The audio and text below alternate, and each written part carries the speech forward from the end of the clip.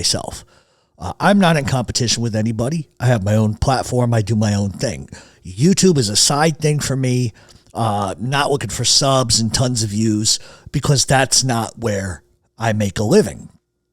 But I got a really good question, and I thought that it would be better for me to answer it this way so everybody knows sort of where I stand. The first thing is I don't buy subs. I don't buy views. I never have. I never will. I know for a fact, and I can prove it very easily, that there's a couple of people that are. Personally, it's a choice somebody makes. For me, I've never done that. I never will. There's no reason for me to do it. I earned it the hard way. But some people just aren't wired that way. But it sort of begs to ask a different question, is why anybody would do that.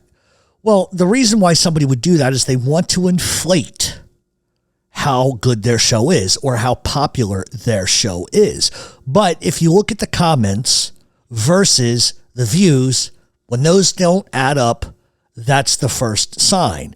The second sign is their likes versus their dislikes. That's the second sign. The third sign is often when an obscure show gets a ton of numbers. That is a big sign that you're buying and purchasing views and subs. And that's just the truth. That's just the God's honest truth. People can deny it from now until fucking St. Swithin's Day. But that's the truth. But more importantly, the reason why people do this is because they want to give the appearance that more people are listening to them than actually are. And I'll give you a reference point. Let's say you have 20,000 subs. Reality is not everybody's going to watch your video. You might get 1/10 of your viewers that watch it because you're always going to have 1,000 to 2,000 to 3,000 that are always going to watch your video. So reality is I can have 18,000 subs or whatever the case may be, but 18,000 people aren't going to watch that. It's just reality. If everybody that was subbed to you watched it, you would be doing quadruple numbers. Now, what is true is every once in a while, you will hit a certain sphere or you will trend because of a certain topic. Like Donald Trump's a good example. FBI misconduct's another example. 3-6 Mafia is another example, like a rap group or something. If you can put yourself into that category where it spreads, and there's better examples of this over on Instagram. For example, I take a squirrel video. I type in squirrels of a hashtag. It's got 90 million different fucking views of squirrels. But am I going to get 90 million views? No, I'm going to get 6,000 to 10,000 people that are actually going to see that. And so personally, I don't care if anybody buys subs because what people truly care about at the end of the day is the content that you're delivering. Now, if you have content and you're sitting there doing a live and reading off a fucking screen, you're really not doing content. You're essentially reading somebody else's work and expecting money off of it. Now, granted, in a lot of different videos, you can opine and give your opinion. But people that are reading off their screen during a live don't do any work. And that's the truth. There's a lot of people that in this genre, and when I say the mob genre, I'm not including MobTube and some other things like that. That's different. That's a subset. That's a mob genre in the title form. What I'm talking about is people who cover organized crime extensively. And I'll give you an example. R.J. Rogers. Now, I personally, I have no beef with him. None. Creatively, I think he's a creative, smart, intelligent guy. I have no issues. My particular set of issues would be opinions. But like I always say on my show, is that we can have two differing opinions.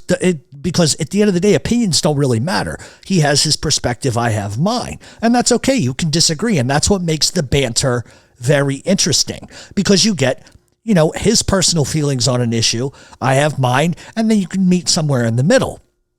And that's what a good host does. A good host offers you side A of the record, side B of the record, and he lets you figure it out for yourself. Now, if you go and you watch any Black Handprint Mafia shows, he is never reading off a screen. He's never reading off a sheet of paper. He has studied, he has done his homework, and he delivers. Whether or not you agree with his opinion, he leaves it up to you. He's just bringing you the facts from his narrative and his perspective, and there's nothing wrong with that. But there are other people who are in the genre that literally read off a fucking screen. They're reading out of articles. They're reading off Wikipedia. They're reading off of other people's work. They're not doing due diligence in their homework. And the other proof of that is they get shit wrong all the time. Now, I'm not talking about an opinion. We could all have an opinion that the sky is fucking green. But when you factually, repeatedly get things wrong, you're not taking the time to double check, triple check to make sure what you're saying is accurate. And the problem is that a lot of people that listen to the genre don't take the time to just look it up for themselves. Because if they did that, a lot of these shows would be called out for some of the things they do. Not for an opinion, because everybody's entitled to have an opinion. I'm talking about factual, like tangible facts. You know, not necessarily out of a book, not necessarily out of a blog somebody wrote, but actual tangible facts. I could sit here all day long and give you my opinion on Roy DeMeo, but factually speaking, I give you what is known.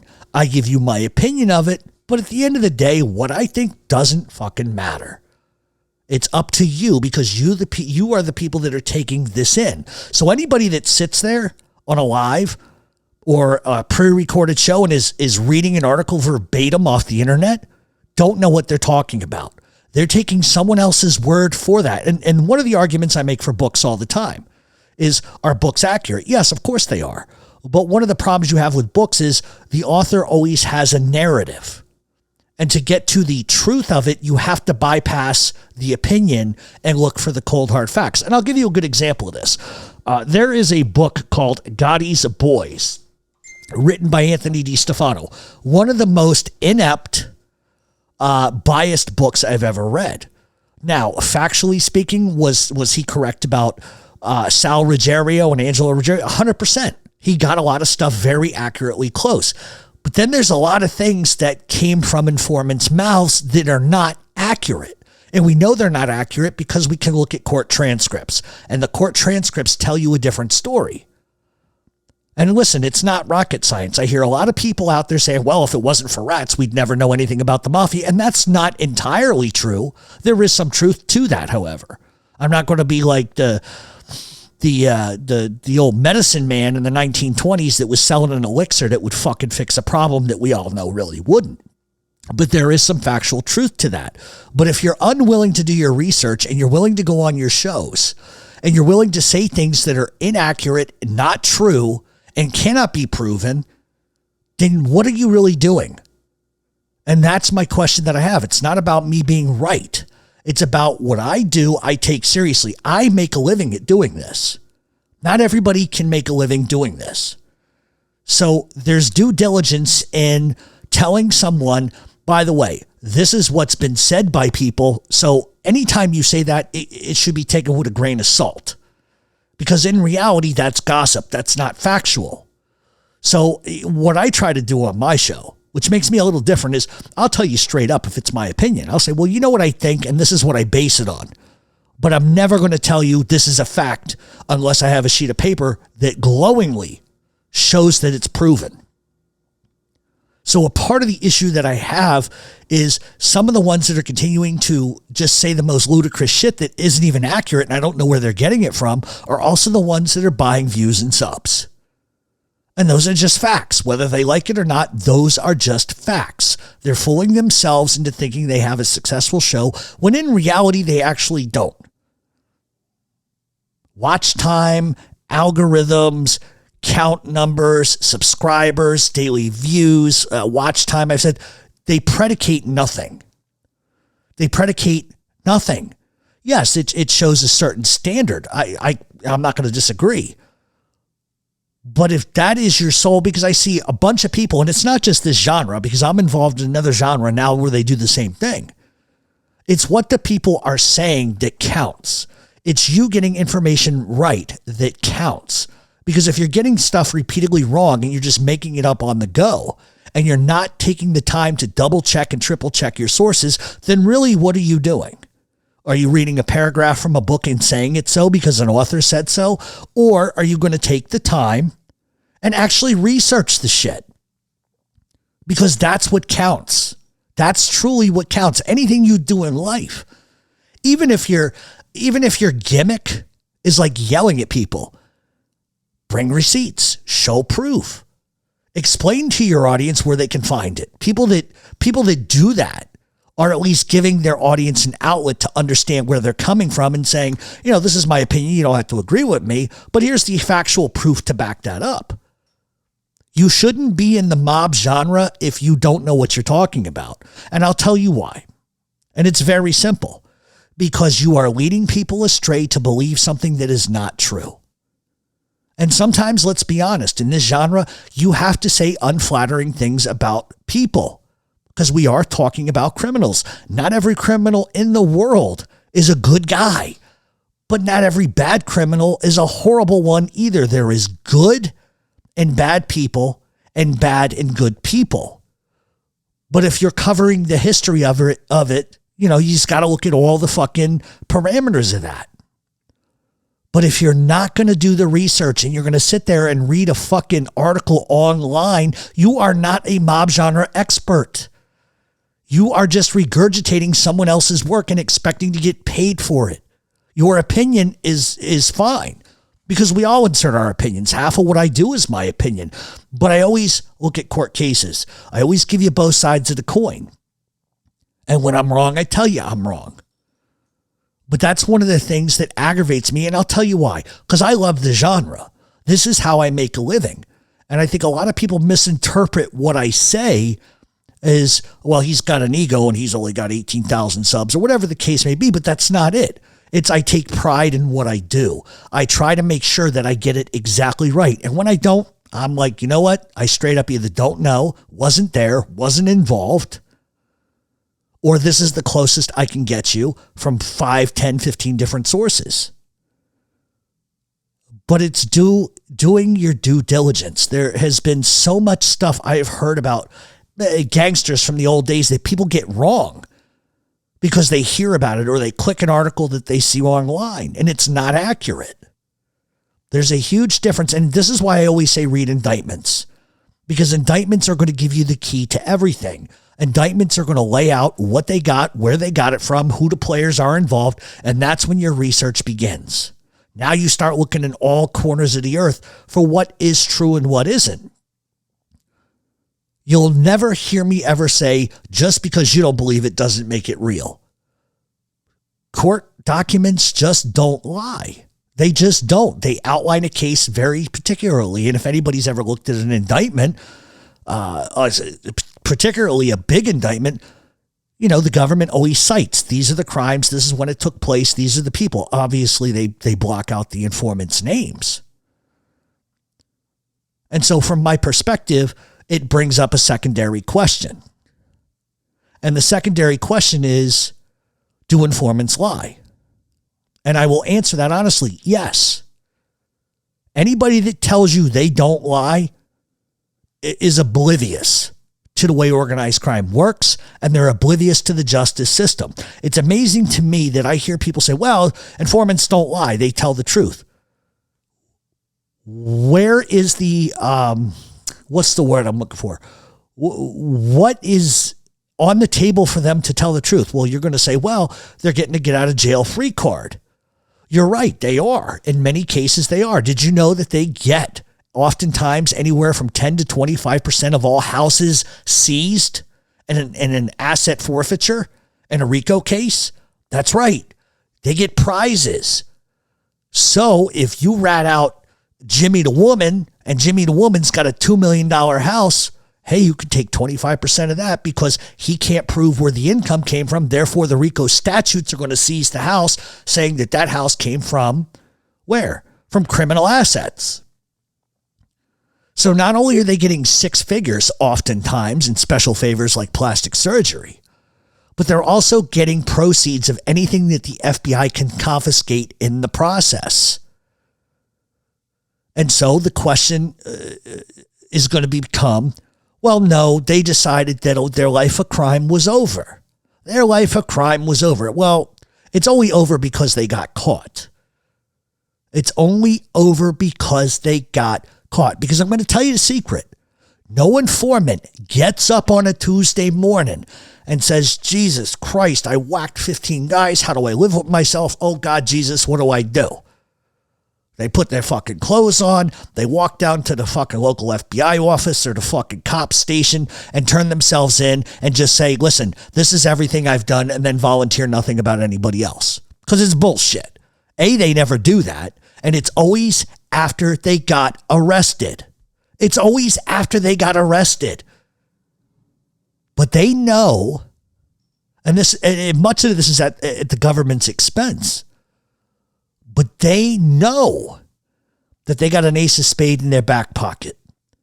They can butcher, rape, kill, pillage, plunder, and do whatever they want. Because as long as they got a name and they can attach something to it, then they're going to be golden. How many court cases do I have to bring up where informants are caught lying repeatedly, inflating? How many informants? I can name you 3 off the top of my head that were in court and literally said, I tailored my testimony because of what the FBI was looking for. Because the more they tell, the more prizes they get. They're not having a come to Jesus moment. They haven't looked out the window and see the Virgin Mary in a fucking tree. None of that's true. The house didn't shake and ghosts of their grandparents didn't show up and tell them to fucking rat. They ratted because they don't want to go to prison. Anybody that tells you any different is lying. And anybody that tells you that they had a moment where they decided to change their life, fine. You just want to change your fucking life, go ahead and do it. But don't take down 30 other fucking people because you can't face the consequences of your actions. Which brings up another point. And that other point is simply this. You don't have to take down everybody if you want to change. And not a single one of these pricks, not Sammy Gravano, not John Panisi, not John Alite, not fucking Anthony Pergiano, that fuck. Not fat fuck Pasqua. None of these fucking rats, J.R. Rubio. Not a single fucking one of these lowlives. Not a single one has ever taken any responsibility for their actions. Not a single fucking one. You know what they do? They blame everybody else. It's everybody else's fault. Because the last time I checked, I walked down the street. I see, let's play a little game. Brooklyn, 1965. I'm walking down the street, minding my business, and this mob captain says to me, hey, I heard you're tough. Want to join the crime family? And I'm going to hold a gun to your head, and I'm going to make you do A, B, C, and D. You got no fucking choice. That's the problem. We have free will as human beings. We can decide to give somebody the finger. We can decide to take a shit on the street if we want to in a fucking hospital gown. But reality is that these people never accept responsibility. It's easy to accept it after the fact and say, oh, I'm responsible for every bad thing I did. Well, no shit, it's easy for you to fucking say that because you're outside and the people you put away are never getting out. I've never ever met a mob guy, watched a movie, or heard a story where a mob guy intentionally walked the streets looking for young kids to recruit and made them do things. Just like you have a choice to go out your door today and act like a human being, or you can go out your fucking door and act like a fucking animal. It is a choice you make. Nobody held a gun to my head to do bad things. I'm sure any of you listening, nobody ever held a gun to your head saying, run that red light or else. It's a choice you make. And anytime you deflect your responsibility of what you've done and try to blame other people, that's a bullshit. It's a cop-out. That's what pussies and losers do. That's what rats do. It's always everybody else's fault. Bobby Luisi particularly loves to use this one. I didn't rat out my friends in Philadelphia. Well, yeah, you're right, Bobby. You didn't because you didn't know anything. Because believe me, if he'd have known anything important, Joey Merlino and everybody else would be in fucking jail. You better believe that. Do you really honestly think, and you can go around and ask all the rats this, and they'll all tell you the same fucking thing. When you sit down with them, you proffer, you do your thing. They want to know every single motherfucking crime you've been in. And if you do not tell them everything, are you in deep shit on a cross-examination, because now it's perjury time, baby. Those are facts. So for Bobby to sit there and go, yeah, I sat down, I proffered, I did this, I ratted, but I didn't tell my friends in Philadelphia. It's because he didn't have any information. If he had that information, believe me, he would have told on them. And the proof is, because the more you tell, the bigger the story, the bigger the fish, the better the deal you'll get. And that's just reality. Whether you like it or not, those are fucking facts. Those are just facts. And one of the things I get super tired of hearing is, unless you've personally had a situation where you were ratted on, you have relatives or friends that were ratted on, you have no bearing on what that's like. You have no bearing. It's easy to sit on the outside and point the finger and say, wow, that one's a fucking rat. Meanwhile, you talk to every fucking rat there is. So it's like, for me, unless you have experience in what that's like, you don't have any bearing. And it's easy to listen to these guys sell their bullshit stories to you. But not a single one of these motherfuckers that are on YouTube, with the exception of Michael Franzese, who is a fucking rat, Sammy the Bull, who we know, everyone else is a fucking fraud. Not a single one of them were gangsters. Not a single one of them. They did some violent shit. Don't get me wrong. I'm not going to dispute that. But they're not gangsters. They're bullshit artists who keep inventing stories. I can't tell you how many of their stories change from Friday to Monday. The same 5 stories suddenly change all the time. Name me a gangster that breaks into houses. Pfft. That's not gangster shit. That's junky fucking stuff. And that's my point. Is that if you're going to do a mob genre show, and a lot of people think, wow, he's against people talking to informants. If that's what you want to do, by all means, go right the fuck ahead and do it. That's your choice. But you can't talk to every single one of them on Monday and then turn around and be anti-rat on Thursday. It doesn't work like that. All that is, in reality, is people trying to get views. And they'll interview anybody they can to get views. And I don't blame anybody for doing that. I really don't.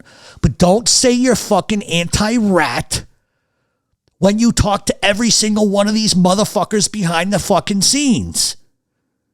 You can't claim that. But it doesn't matter, because if you, like I said, the whole thing is, and this isn't about anybody specific. It's just what I'm fed up with. Do your show, but do your research. You notice I didn't mention RJ Rogers interviewing Mikey Tits. Personally, if that's him talking to him, it's interesting to listen to, isn't it? Of course. But RJ doesn't owe anybody. RJ doesn't owe an imaginary code to anybody. He creates good content. He's an author, and he wants to hear it from the horse's mouth. And people will persecute him for that.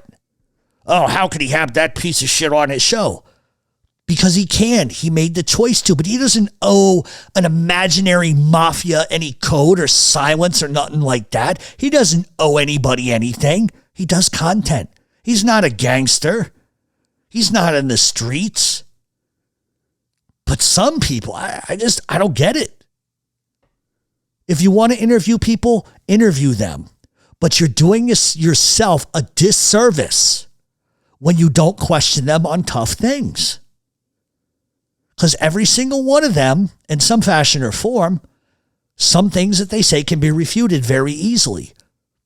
But here's the secret. Because people are going to say, well, why does nobody do that? They don't, because these rats will not go on your show if they think for 1 second you're going to be adversarial to them. And so it's all good. What everybody wants to do, they can do for themselves. I don't hate nobody. But I'm good at what I do. I research the fuck out of what I do. And I get a little bent when I continuously see people that just aren't even going to do the bare research.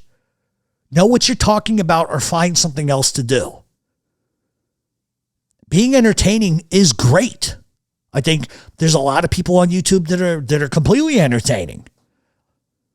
But at the same time, entertainment value is one thing. Knowing what you're talking about is something completely different. And if you want your shows to be better, just do research. And I'll give you a clue. Every week, I do a 3.5 to 4 hour show on my podcast. My research is days. Sometimes I do biographies. Sometimes I cover all the 5 families. Depends. But my research is from 30 to 60 hours a week because I want to make sure I'm giving people something that not everybody else is regurgitating. And there is a lot of truth, and I've heard multiple content creators say this. Well, everybody just regurgitates the same shit. They do. I don't. That's not braggadocious. That's just the fucking truth. That's just the truth. And I take an alternative stance than a lot of other people. Anyway, I'm not for everybody, and I know that. A lot of people hate me. But I could care less. Because unless it affects your pocket, well, what do you care what anybody thinks anyway? I mean, really. But that's just my stance. And I get a lot of questions every week, and I figured I would address it publicly because that's just the way I am. It's not about calling out this one or that one. And people are going to run crazy and say, oh, I know who he's talking about. I know. Doesn't matter. It doesn't matter because at the end of the day, I'm still going to be here, still do my thing. And I get it. Sometimes the easy way out is just to go on to hit record and just talk about it. And there's nothing wrong with that. I don't have anything against anybody that does that. But if you're going to sit there the whole time reading off a fucking screen, then you're like mailing it in. That's not content. That's like borderline lazy shit. Just know what you're talking about, because if you know what you're talking about, or even just the basis or the premise, then you can open it up for everything else. But if you can't get just the minor things correct, then please stop calling yourself Mafia content. It's just, that's the way it is. If you cannot go on and do a show based off of things you've learned, you've memorized, you understand, RJ Rogers does it well. OC Shorts does it well. But if you're going to read off a fucking screen, what are you doing? You're just reading somebody else's work. And you're asking for money on top of it. And if that's the way you want to run things, by all means, go right ahead. But it's just like anything else. I wouldn't talk about World War II if I didn't know nothing about it. There's no point. What can I offer anybody they haven't heard, right? But you can also write your own articles. You can write your own material. That's what content creators do. They don't click on an article and read it like they know it off the top of their head and then butcher what they are reading on top of it. It's all about getting better and being good at what you're good at. If midget wrestling is your thing, do that. If fucking feeding fish or alligators is your thing, do that. If your thing is trashing people, do that and do it well. But if you don't know anything about what you're talking about, you need to probably find something else to do. And that's just it. It's not a personal thing. It's just I take pride in my work. And I work my ass off, and I have for over a decade doing this. I didn't get here just by flipping on Wikipedia and reading an article out loud, pretending like I knew what I was talking about. It's not what I do. That's just not acceptable to me. You know, and some people, that's acceptable to them. And these are the ones that buy subs and views too. It is what it is. It is what it is. You're not fooling me. But like I said, don't take liberty with what I'm saying. I don't look at this as competition because it's not. Because YouTube isn't even my game. It isn't my game, and I don't care what people do. I really don't. It's not my game. That's not where I make my income. But in working for 10 years and then building 3 businesses aside from that, then I almost feel like it must be nice to not know what you're talking about, not work for it, and then expect money out of something you're not even doing. It's like anything else in life. If you want to be a doctor, you got to go to college to do it. To be a lawyer, you got to go to law school. You got to pass the bar. Some people just think, oh, I'm going to be a lawyer, so I'm just going to look up how to be a lawyer, and now I am a lawyer, so now I'm going to talk about being a lawyer, even though I have no experience. And that's my point. And people can get better, and people can learn from it. But I mean, knock off the fucking sub buying shit and the view shit. Seriously. Knock it off. Because you're not impressing me, you're not fooling anybody. Because that's taking the easy way out. Earn it. Earn it. Everything I have, I earned. I never bought a sub in my life, never bought a view. I've earned it. And I just wish other people would earn it. So, in the meantime, take it easy, everybody.